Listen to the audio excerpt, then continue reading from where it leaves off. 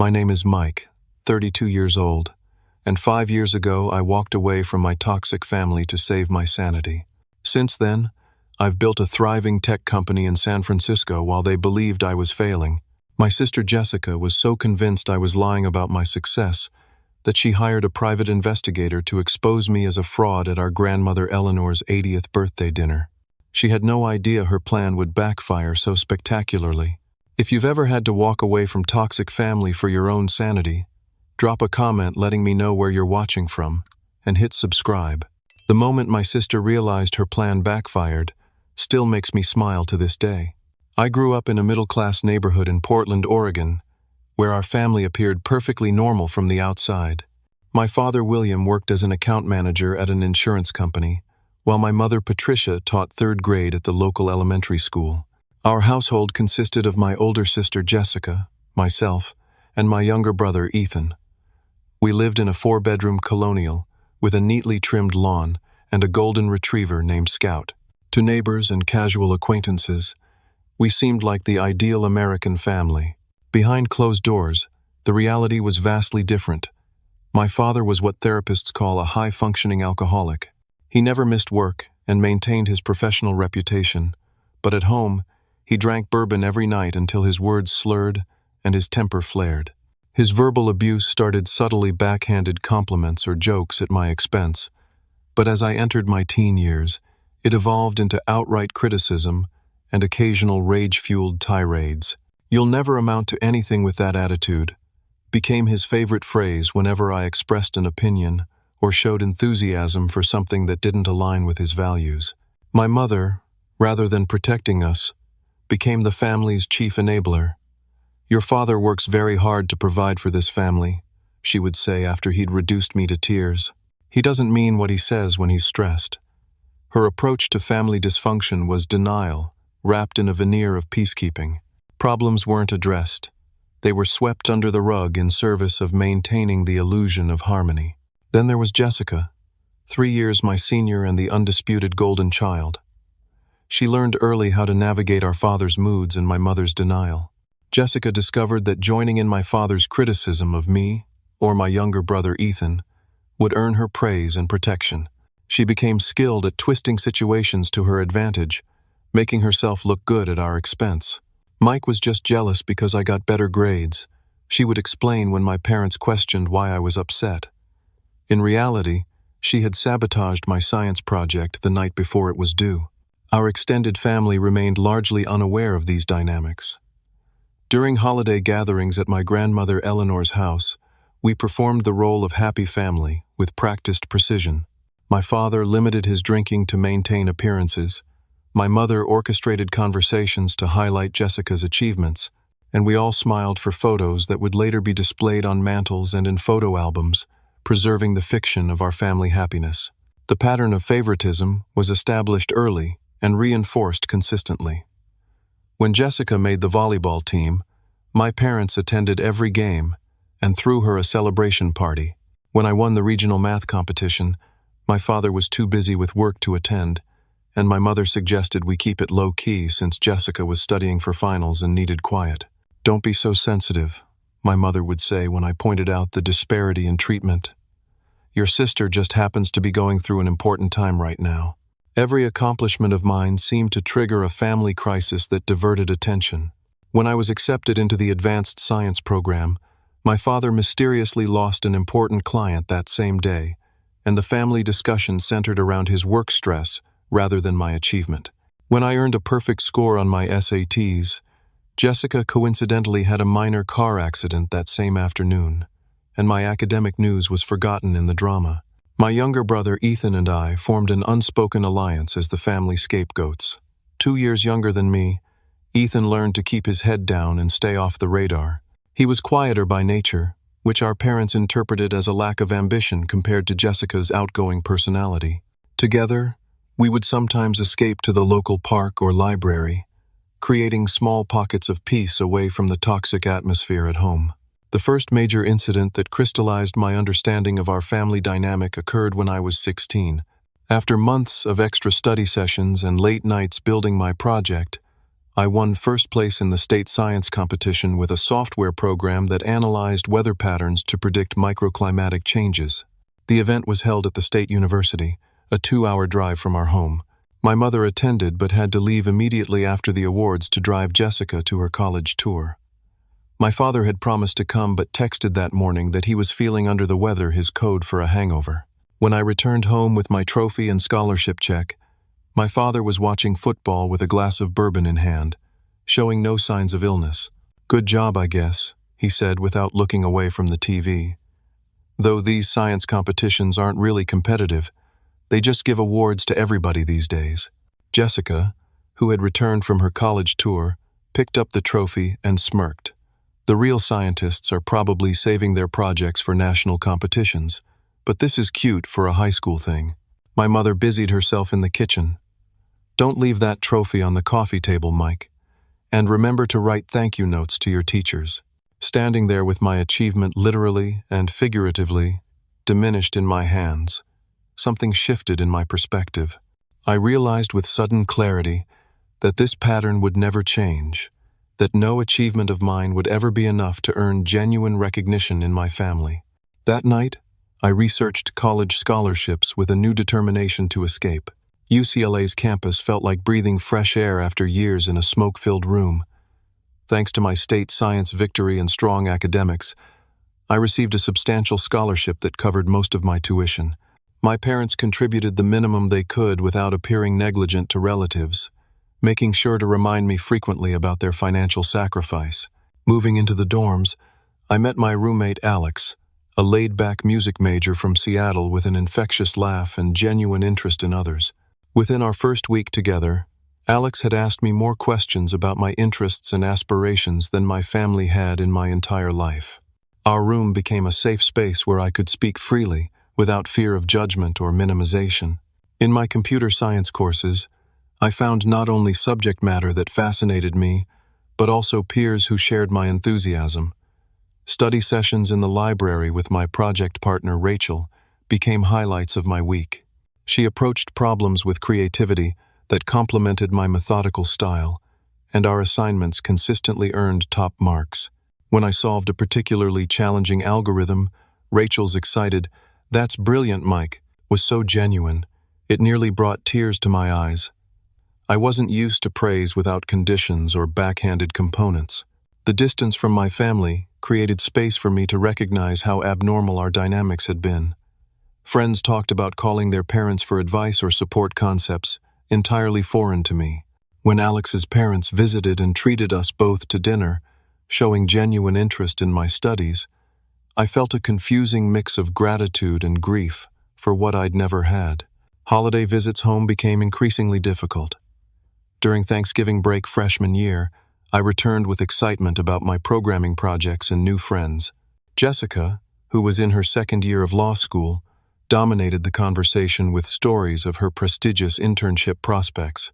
When I finally managed to share my excitement about a coding competition our team had won, my father snorted. "Computer stuff is just glorified typing, not like Jessica actually having to understand complex legal precedents." My mother nodded. "Though I'm sure your little computer games are fun too, Mike." By Christmas, I had learned to keep my achievements to myself. I brought schoolwork to avoid extended family interaction and limited my stay to 4 days instead of the planned week. Each visit followed a similar pattern: initial awkward politeness deteriorating into familiar criticism and dismissal. The summer after sophomore year marked a turning point. Rather than returning to Portland, I secured a coveted internship at a San Francisco tech startup through the recommendation of my mentor, Professor David Thompson. Professor Thompson had noticed my work in his advanced algorithms class and had taken me under his wing, offering additional projects and invaluable guidance. "You have exceptional talent, Mike," he told me after reviewing my semester project. "Your approach to solving problems is intuitive yet rigorous, exactly what the industry needs." His genuine belief in my abilities was disorienting at first. I kept waiting for the criticism that would inevitably follow the praise, but it never came. Instead, Professor Thompson connected me with alumni in the industry and helped refine my resume for internship applications. The internship changed everything. Working with actual developers on real-world applications, I thrived in the collaborative environment where ideas were valued based on merit, rather than office politics or family dynamics. My supervisor, Marcus, became another important mentor, teaching me not just technical skills but professional navigation and self-advocacy. When my parents called during this period, conversations were brief and superficial. My father seemed annoyed that I wasn't contributing to household finances by working a local summer job. My mother worried that living in San Francisco was changing my values. Jessica, upon learning about my internship, immediately mentioned a law school friend whose brother tried the tech thing but couldn't handle the pressure. By junior year, I had established clear boundaries around communication. I would hang up when my father started drinking and became verbally abusive. I limited calls to once weekly and deflected invitations to extended family events. These boundaries were met with resistance disguised as concern. "Your father misses you," my mother would say, though he never came to the phone when I called. "The family thinks you've become very distant," Jessica would report, implying I was being judged for my absence. My graduation from UCLA with honors in computer science should have been a triumphant moment. Professor Thompson had helped me secure a job offer at a respected software company in San Francisco with a starting salary that exceeded my expectations. My final project had won departmental recognition, and I was selected to speak at the smaller computer science department ceremony. My parents attended the main commencement but skipped the departmental event where I gave my speech. They left immediately after the general ceremony, explaining they needed to attend a dinner celebrating Jessica passing the bar exam. "We're sure your computer friends will appreciate your talk," my mother said, patting my arm. "And Jessica's accomplishment is just so significant, you understand." Standing in my graduation gown, watching my parents leave early to celebrate my sister, I finally accepted a truth I had been fighting for years. Nothing I achieved would ever be enough for them. The realization was both painful and liberating. As I turned back to join my classmates and mentors who genuinely celebrated my success, I felt the first real stirrings of independence. My first position after college was as a software developer for Horizon Technologies, a mid-sized company specializing in data security solutions. The work was challenging and rewarding, using my skills to create products that protected sensitive information for clients ranging from healthcare systems to financial institutions. My team lead, Sophia, recognized my potential and began assigning me increasingly complex projects which I consistently delivered ahead of schedule. Within 18 months, I received my first promotion to senior developer, along with a substantial salary increase and stock options. I moved from my shared apartment to a studio of my own in a vibrant San Francisco neighborhood, began building a social circle of colleagues and friends, and even started dating again after focusing solely on career for the first year.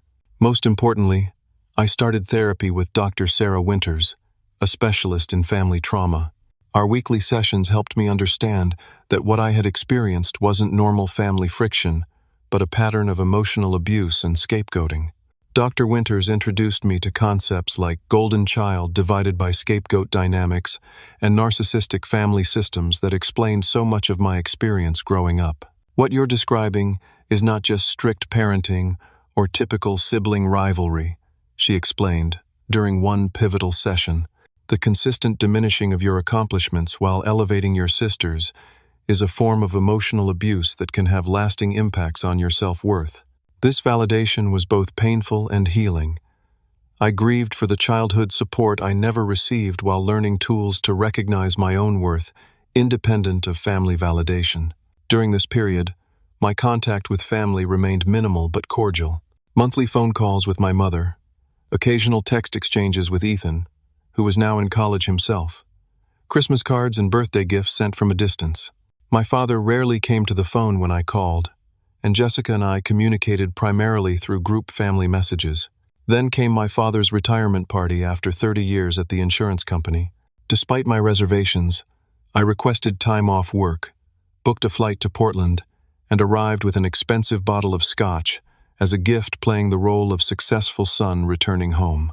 The event was held at an upscale restaurant with colleagues, friends, and extended family in attendance. For the first hour, everything remained superficially pleasant. Then, during the toasts, My father had consumed enough alcohol to lower his inhibitions. "And here's my son Mike," he announced, gesturing toward me with his glass sloshing. Finally decided his family was worth his precious time. Made quite a name for himself playing with computers in San Francisco. His tone made playing with computers sound childish and insignificant. Jessica smoothly joined in.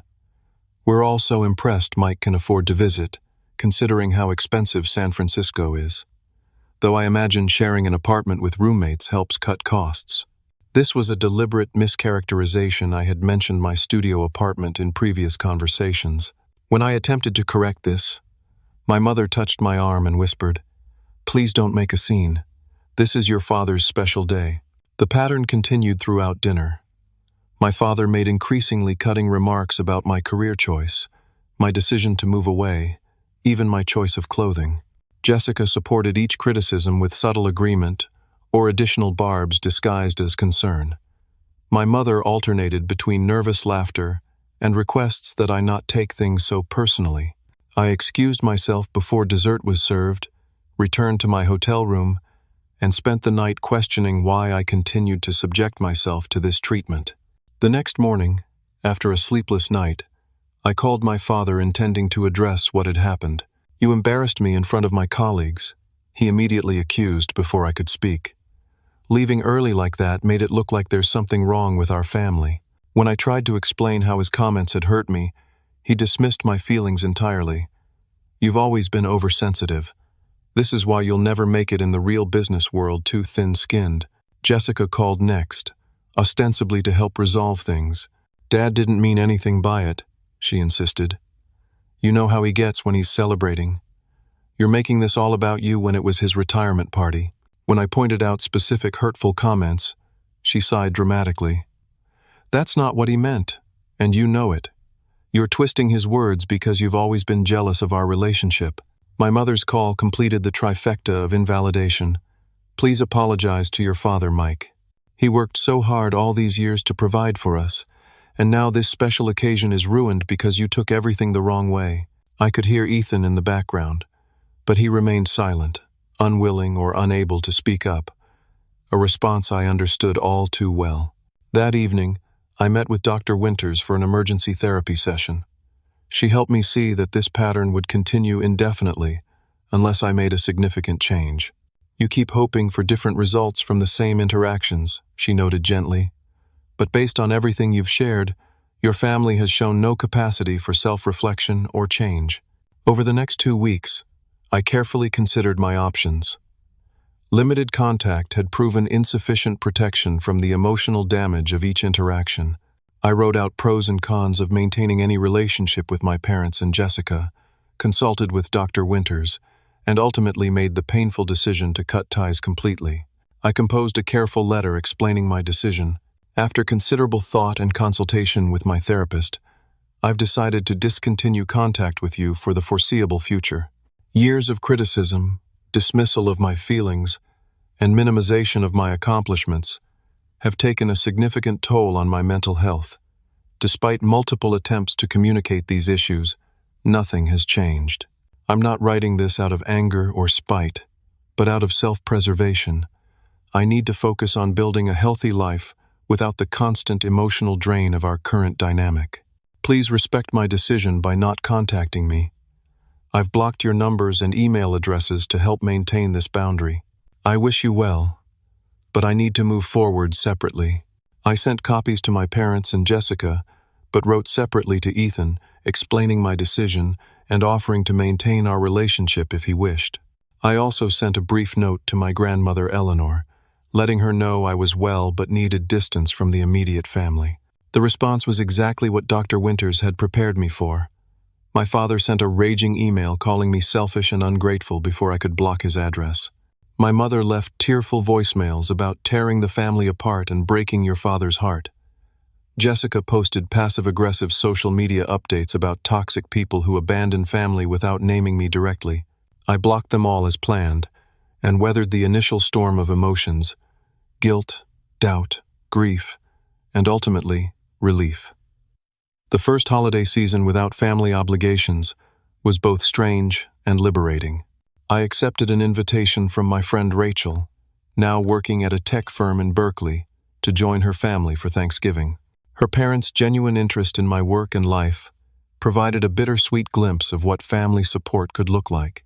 For Christmas, a group of friends and I rented a cabin in Lake Tahoe, starting new traditions around the people who actually valued my presence. Through it all, Dr. Winters helped me process the complex emotions of familial estrangement, the simultaneous grief for what I never had, and relief from what I no longer had to endure. Occasionally, messages would come through extended family. My grandmother sent birthday cards directly to my apartment. An aunt would email with family news. And Ethan, once safely established at college, began texting regularly, our shared experience, creating a bond that survived despite distance. The most surprising effect of cutting ties was how quickly my career and personal growth accelerated without the constant undertow of family criticism. Free from the emotional labor of managing toxic relationships, I found energy for creative projects, deeper friendships, and eventually, the courage to pursue my entrepreneurial ambitions. Approximately 9 months after cutting ties with my family, I attended a cybersecurity conference in downtown San Francisco. During a panel discussion about vulnerabilities in financial systems, I asked a question that challenged the conventional approach described by the speakers. Afterward, a tall guy with glasses and a Boston accent approached me. "That was exactly what I was thinking, but didn't have the guts to ask," he said, introducing himself as Daniel Kaplan, lead security architect at a financial tech company. "Want to grab coffee and continue destroying their arguments?" That coffee meeting changed the trajectory of my career. Daniel and I discovered we shared not only technical perspectives, but a vision for a different approach to data security, one that was proactive rather than reactive. Over the next several meetings, we sketched out a framework for a software security solution that could identify potential breaches before they occurred, rather than simply responding to attacks. "The current systems are all about building higher walls," Daniel explained during one of our weekend brainstorming sessions at a local cafe. "But what if we could create something that acts more like an immune system, constantly adapting to new threats?" By our 5th meeting, we had moved from theoretical discussions to actual coding, developing a prototype during nights and weekends while maintaining our day jobs. The potential of our idea became increasingly clear as the prototype demonstrated effectiveness against simulated attacks that bypassed traditional security measures. 6 months into our collaboration, we faced a crucial decision. Continuing part-time development would take years to complete the product, but pursuing it full-time meant leaving secure positions and reliable incomes. "I have savings to last about 8 months, I calculated during our decision meeting. "Longer if I downsize my apartment," Daniel nodded. "About the same for me. We'd need to secure funding within that window to make this sustainable." The old voice in my head, the one that sounded suspiciously like my father, warned that leaving a stable job was irresponsible and doomed to failure. But therapy had helped me recognize these intrusive thoughts for what they were: echoes of past criticism, rather than accurate assessments of reality. 2 weeks later, we both submitted our resignations and incorporated our company, Sentinel Systems. We converted Daniel's spare bedroom into our office, working 12 to 14-hour days refining our prototype and preparing our investor pitch. Our first 5 investor meetings ended in rejection. Too speculative, too early stage, market too competitive. Each no tested my resolve and triggered echoes of family criticism. After particularly difficult meetings, I would find myself hearing Jessica's voice. "Did you really think you could compete with established companies?" Or my father's dismissive tone. "This is what happens when you don't understand the real business world." Dr. Winters helped me develop techniques to counter these intrusive thoughts, to recognize them as manifestations of past conditioning rather than reality. "Your family's assessments were never about your actual capabilities," she reminded me. "They were about maintaining the family dynamic that served them." Our 6th investor meeting was with Jennifer Wu of Horizon Capital, a venture firm known for backing security startups. Unlike previous investors who had glazed over during technical explanations, Jennifer asked incisive questions that demonstrated genuine understanding of our approach. "You're addressing a blind spot in current security paradigms," she noted as we concluded our presentation. "I'm particularly impressed by your adaptive response mechanism." 3 follow-up meetings and extensive due diligence later, Horizon Capital offered us $750,000 in seed funding in exchange for 12% equity. The validation wasn't just financial, it was confirmation from an industry expert that our vision had merit. With funding secured, we leased a small office in San Francisco's Soma district, hired our first 2 employees, both talented developers we'd worked with previously, and set an aggressive 6-month timeline for our minimum viable product. I took on the role of technical lead, while Daniel focused on business development and initial client outreach. The product development phase tested everything I had: my technical skills, leadership abilities, resilience, and stress management. There were technical setbacks that required fundamental redesigns of certain components. There were days when nothing seemed to work properly. There were nights I slept on the office couch rather than waste time commuting. Through it all, I discovered a resilience I hadn't known I possessed. Without my family's voices constantly undermining my confidence, I found myself making decisions more quickly and trusting my instincts. When I succeeded, I allowed myself to feel proud. When I failed, I learned without self-condemnation and moved forward. 18 months after founding Sentinel Systems, we launched our flagship product to positive industry reviews. A major healthcare system became our first major client, followed by a regional bank and 3 tech companies concerned about intellectual property protection. Each successful implementation led to referrals and industry attention. Our team grew to 15 people within the first 2 years, then to 35 by year 3, as we expanded our product offerings and client base.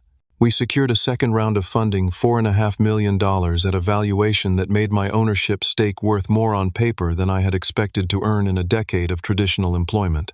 Success brought external validation, in forms my family would have recognized: moving to premium office space in the financial district, being featured in industry publications, receiving acquisition offers from larger security firms.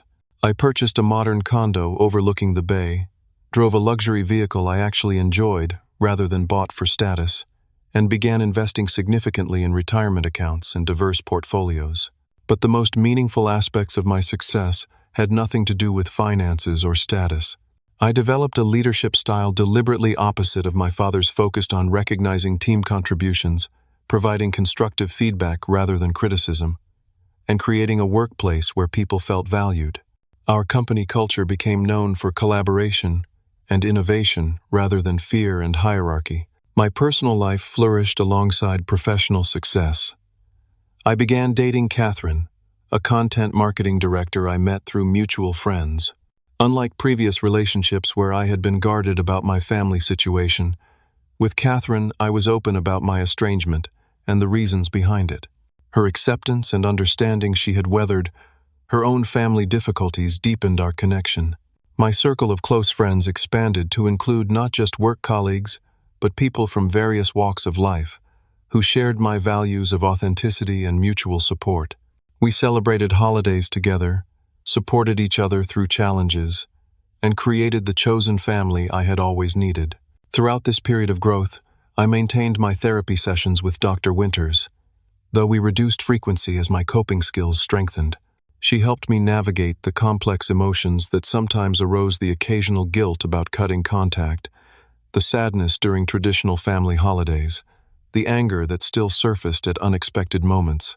Healing isn't linear, she would remind me. You can be thriving in your new life and still feel echoes of old wounds. That's completely normal. My contact with my biological family remained minimal.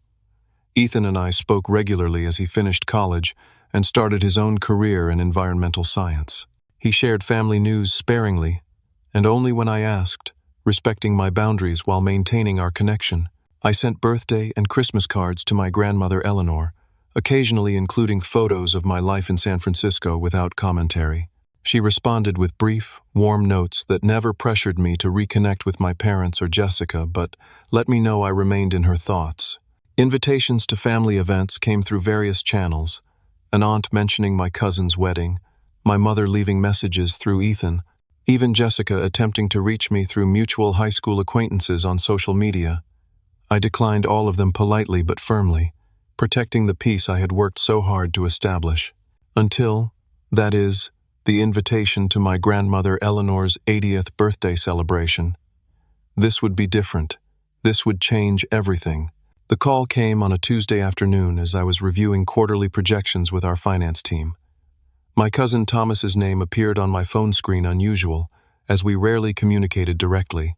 "Mike, I thought you should know something," Thomas said after brief pleasantries. "Jessica has hired a private investigator to follow you."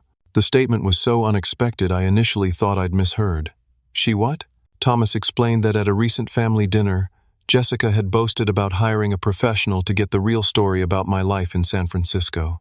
According to her, I had fabricated my success and was actually struggling financially but too proud to admit it. "She's telling everyone you're living in some shared apartment, probably working retail or something, but pretending to be a successful tech entrepreneur," Thomas continued. "She says she's going to expose the truth at Grandma Eleanor's birthday dinner." I felt a complex wave of emotions: violation at the invasion of privacy, anger at the accusations, and strangely, a touch of amusement at how completely wrong Jessica's assumptions were. "Thanks for the heads up, Thomas. I appreciate you letting me know." After the call, I canceled my remaining meetings and went for a long walk along the Embarcadero, processing this information and considering my options. By the time I reached the ferry building, I had decided to call an emergency strategy session with my closest confidants. That evening, Daniel came to my condo, along with Rachel, who had become one of my closest friends since college. I explained the situation as we shared takeout from my favorite Thai restaurant. "So your sister hired an actual private investigator? Like with a trench coat and everything?" Daniel asked, half amused, half outraged. Rachel was less entertained. "That's a serious invasion of privacy, Mike. You could probably take legal action." I shook my head. "I don't want to escalate this legally, but I do need to decide how to respond." We outlined 3 potential approaches: ignore the situation entirely and continue no contact, confront Jessica directly before the birthday event, or attend the dinner and allow whatever plan she had to play out. "If you ignore it, she controls the narrative to your extended family," Rachel pointed out. Daniel nodded in agreement. "And a direct confrontation before the event just gives her time to revise her approach." By the end of the evening, I had made my decision. I would attend my grandmother's birthday dinner, my first family event in years, and face whatever Jessica had planned, not for revenge or vindication, but to honor my grandmother and refuse to hide from false accusations. My grandmother Eleanor's 80th birthday was 6 weeks away, scheduled at an upscale restaurant in Portland. The invitation had come directly from her rather than through my parents, a small detail that touched me deeply. "It would mean the world to have all my grandchildren present," she had written in her elegant handwriting. As the date approached, Ethan called with warnings about family tensions and expectations. "Mom and Dad are being weird about you coming," he reported. "They keep saying they want to reconnect, but then make these passive-aggressive comments about you needing to admit your mistakes." "And Jessica?" I asked. Ethan laughed without humor, acting smug. "Says she has a surprise that will change everything. I think she actually believes you're a failure, and she's going to enjoy exposing you." I spent the weeks before the dinner preparing mentally and emotionally. Sessions with Dr. Winters focused on maintaining boundaries, managing potential triggers, and practicing responses to likely scenarios. "Remember that you're choosing to attend from a position of strength, not obligation," Dr. Winters emphasized. "You can leave at any point if the situation becomes unhealthy." Meanwhile, completely unknown to my family, Sentinel Systems was featured in a major industry magazine as one of the 20 most innovative security startups in the country. The article included photos of our office, statistics on our growth, and a brief profile of me as co-founder. This timing couldn't have been more perfect or more ironic given Jessica's investigation. Through Ethan, I learned that the private investigator had been quite active, following me to our office building, taking photos of my condo and car, even attempting to interview employees under the guise of a corporate security survey. What amused me was knowing exactly what this investigation would reveal. Not the failure Jessica anticipated, but verifiable success beyond what I had ever shared with my family. According to Thomas's updates, Jessica had been building anticipation among family members, telling our parents I was living in a shared apartment in a questionable neighborhood, possibly working an entry-level position somewhere, but too ashamed to admit my tech company had failed. My parents apparently believed this narrative entirely, telling relatives they were concerned about Mike's delusions of success. The disconnect between their perception and reality was so vast it had moved beyond hurtful to almost comical. The family who had never believed in me was now investing significant effort to prove I wasn't successful at the precise moment my success had become objectively undeniable. The day before the dinner, I flew from San Francisco to Portland, choosing a hotel downtown rather than staying with family as others would. That evening, Ethan and I met for coffee at a neutral location, our first in-person meeting in nearly 3 years. "You look good," he said, studying my face. "Confident. California agrees with you." We spent 2 hours catching up properly, sharing details of our lives beyond the text messages and occasional calls. Ethan had grown into himself during our years of limited contact, developing his own boundaries with our parents and finding his path in environmental science. Before we parted, Ethan asked hesitantly, "Are you nervous about tomorrow?" I considered the question carefully. Not nervous exactly. I know who I am now and what I've built. Their opinion can't change that. "Jessica is going to be shocked," Ethan predicted with a small smile. "She's been so sure you're failing." My last call that night was to Dr. Winters, a brief check-in to ground myself before the confrontation ahead. "Remember," she said gently, "validation from people who were never able to see you clearly isn't worth seeking. Whatever happens tomorrow, your worth isn't determined by their reaction." With those words in mind, I prepared for a dinner that would either change everything or confirm that nothing had really changed at all. The private dining room at Riverside Grill overlooked the Willamette River, the late afternoon sunlight reflecting off the water through floor-to-ceiling windows. I arrived exactly on time, pausing at the entrance to observe the family gathering already in progress. 15 people were arranged around an elegantly set table: aunts, uncles, cousins, my parents, Jessica, Ethan, and at the head, my grandmother Eleanor, regal in a blue dress with a pearl necklace. Ethan spotted me first, his subtle nod acknowledging my presence before anyone else noticed. Then my grandmother looked up, her face brightening with a genuine smile that contrasted sharply with the frozen expressions of my parents and sister as they registered my arrival. "Michael," my grandmother called warmly, using my full name as she always had. Come in, come in. I saved you a seat right here." She patted the chair to her left, a position of honor that didn't go unnoticed by Jessica, whose tight smile couldn't mask her displeasure. My father nodded stiffly. My mother performed an awkward half-rise from her seat before settling back down, and Jessica merely watched with calculating eyes as I kissed my grandmother's cheek and took my place beside her. "You look wonderful," I told my grandmother truthfully. "80 suits you." "Flattery will get you everywhere," she replied with a wink before turning to include others in our conversation. The initial interactions followed predictable patterns of polite small talk, layered over obvious tension. Relatives who hadn't seen me in years asked superficial questions about San Francisco, while carefully avoiding any mention of my estrangement from my immediate family. "The weather must be nice in California," my Aunt Margaret offered. "Much more temperate than Portland," I agreed, though I missed the greenery sometimes. My father cleared his throat. Mike certainly made his choice about what was important to him. The comment was designed to introduce the topic of my absence while maintaining plausible deniability about his intent. My mother jumped in with her familiar peacekeeping routine. "We're just happy to all be together for Mom's birthday. Isn't that right, William?" Throughout the appetizer course, Jessica remained uncharacteristically quiet, occasionally checking her phone under the table and exchanging meaningful glances with my father.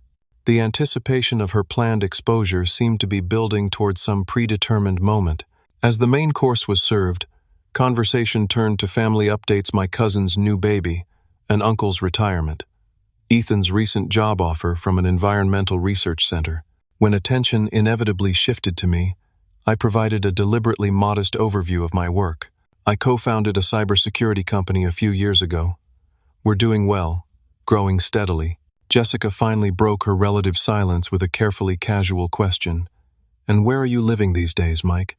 Still in that apartment you shared with roommates? The trap was so obvious I almost smiled. I have my own place now. It suits me.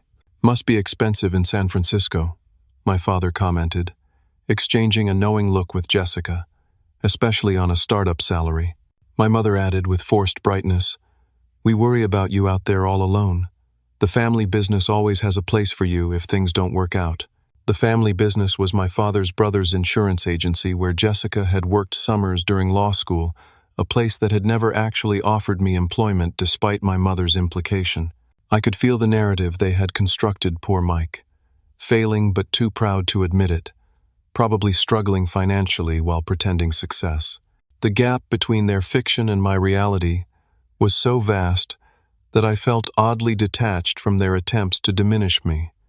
These weren't people who knew me at all. The waiters had just cleared the main course dishes when Jessica set her plan in motion. She stood, tapping her water glass with a spoon to gain everyone's attention. Her expression was a practiced blend of concern and regret that I recognized from countless childhood setups. Before dessert is served, I'd like to say something, she began, her voice carrying the pseudo-sympathetic tone she reserved for her most manipulative moments. As we're all together celebrating Grandma's special day, I think it's important that we address the elephant in the room. She turned to face me directly. Mike, we all love you, but we're concerned.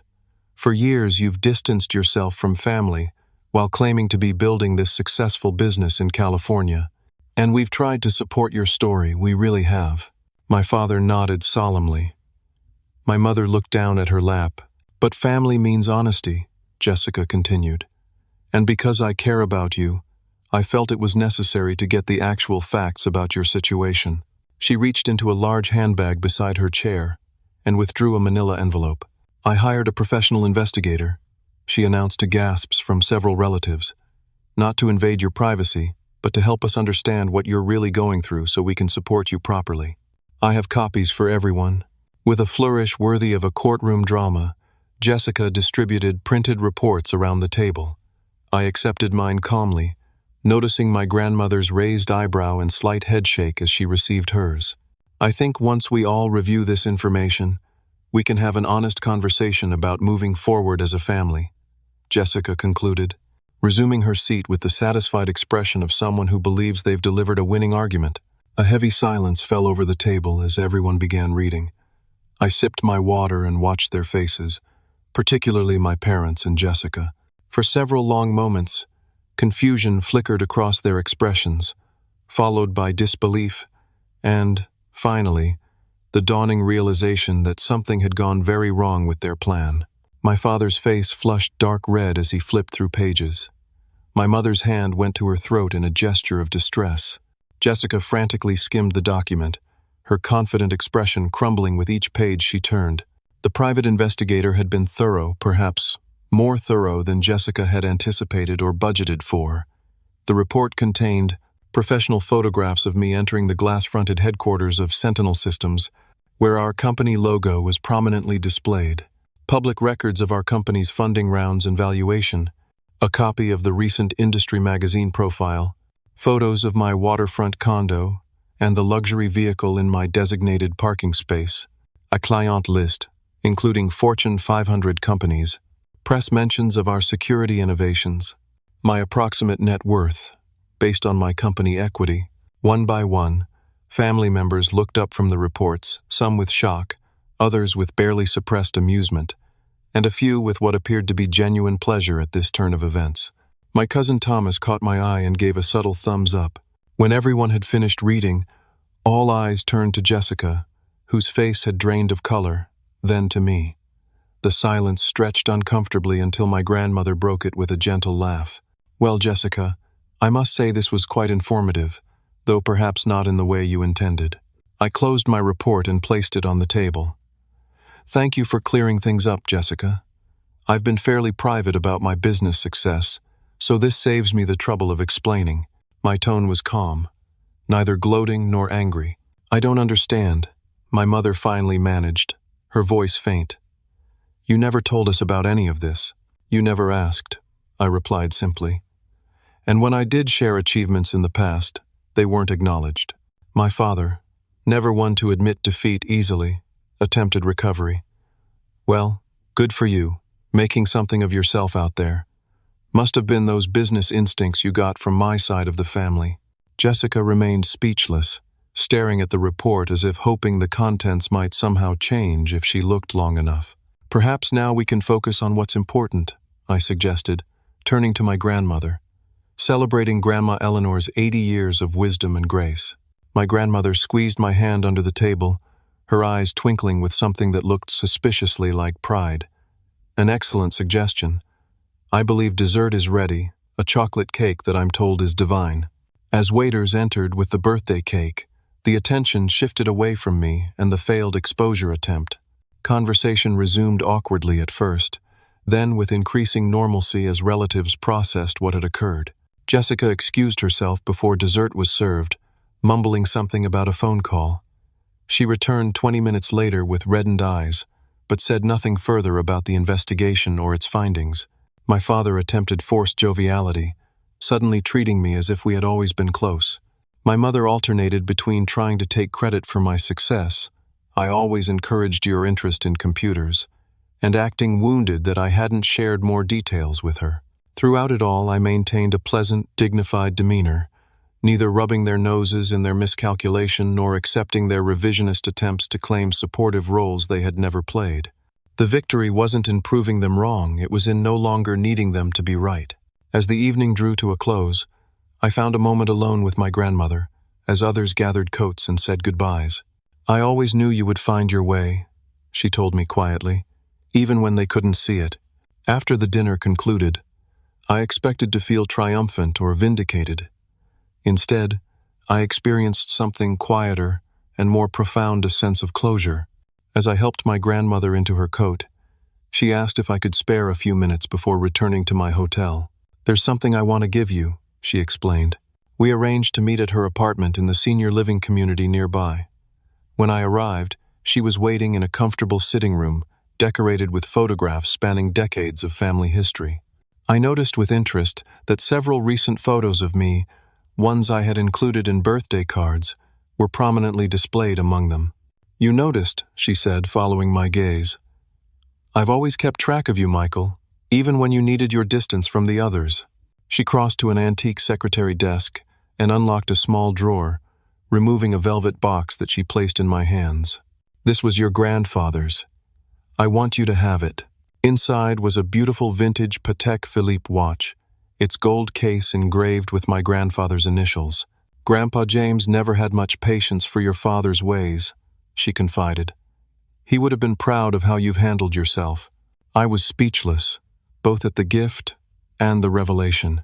"You know," she continued, settling into her armchair and gesturing for me to sit opposite her, "I cut ties with my own brother for 20 years. This was family history I'd never heard." "Really? Why?" "He was cruel, manipulative, always needed to be the center of attention, and would hurt anyone who outshined him." Her description sounded uncomfortably familiar. "The family was scandalized when I stopped speaking to him. Back in those days, you simply didn't do such things." She leaned forward, her eyes sharp despite her age. "But sometimes, Michael, protecting yourself is more important than maintaining appearances. I recognized what was happening to you because I lived something similar. I just didn't have the courage to step away until much later than you did." We talked for nearly 2 hours, sharing perspectives across generations about family dynamics, healing, and the courage to chart one's own course. When I finally rose to leave, she held my hands in hers. "Don't let tonight pull you back into old patterns. You've built something beautiful in California. That's your life now. Will you come visit?" I asked impulsively. "I'd love to show you San Francisco." Her smile was radiant. "I would like that very much." In the days following the dinner, the reactions from family members began filtering in through texts, calls, and emails. My parents attempted multiple approaches to re-establish control over the narrative and over me. My father called first, his voice carrying an unfamiliar tone of respect, layered over his usual authoritative manner. "That's quite a business you've built, son. Always knew you had potential. We should talk about investment opportunities sometime. When I didn't immediately engage with this angle, my mother tried next, her message laden with attempted guilt. We're hurt that you kept your success from the family, Michael. After all, we did to raise you and support your education. Families should share in each other's good fortune. Jessica's approach was perhaps the most transparent, a carefully worded non-apology sent via email. While my methods may have been unorthodox, my intentions were to bridge the gap in our family. Obviously, there was a misunderstanding about your situation. Perhaps now that everything is in the open, we can move forward positively, as siblings should. I responded to each with brief, polite messages that maintained my boundaries while refusing to engage in recriminations or debate. Thank you for reaching out. I'm glad Grandma had a wonderful birthday celebration. I'm currently focused on some major projects at work, but wish you well. The most surprising development came from Ethan, who called to tell me he had finally confronted our parents about their treatment of both of us. After seeing how they tried to rewrite history with you at dinner, he explained, something just snapped. I told them I remembered exactly how they dismissed your achievements and favored Jessica. Mom cried and Dad stormed out, but for the first time, I didn't back down or apologize. How did that feel? I asked. Terrifying. Then amazing, he admitted. I'm looking at apartments in Seattle. Think I need some physical distance too.